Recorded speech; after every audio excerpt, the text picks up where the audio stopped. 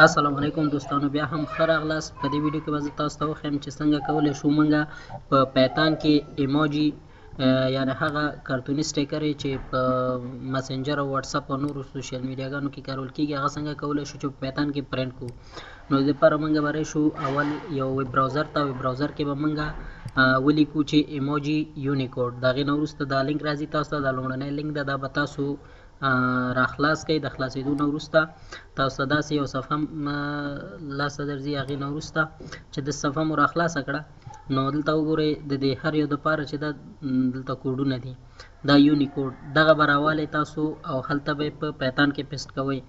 مثلا زه دغه غواړم پرنټ کړم، نو دلته به داسې کلیک ونیسئ، داسې به دا ماوس راکش کړئ، نو دا به کاپي کړئ.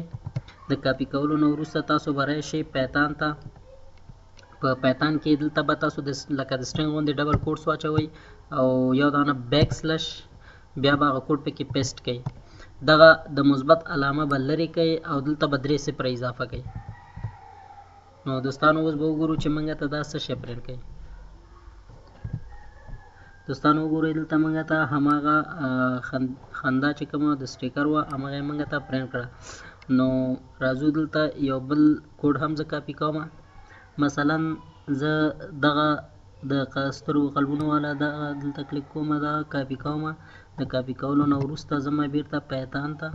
په پیتان کې دلته لکه څنګه چې مخکې موږ وویل دا به لرې کړو یو د ډبل کوټس په منځ کې یو بیک سلش او ورپسې دا کوډ کاپي کوو، پیسټ کوو. د کوډ پیسټ کولو نه وروسته دغه مثبت علامه لرې کوو، 3 صفره اضافه کوو. چې کله هم 3 صفره اضافه کړئ بیا به خپل پروګرام رن کړئ. وګورئ دوستانو دا د ماته هماغه سټیکر دلته پرنټ شو. نو په دې طریقې سره تاسو کولی شئ چې نور سټیکر هم کوډونه دې ځای نه راواخلئ، اول ته یې پیسټ کړئ. نو په همدې طریقې سره ټول کېږي. نو مننه دوستانو، هیله لرم چې یو څه مې زده کړي.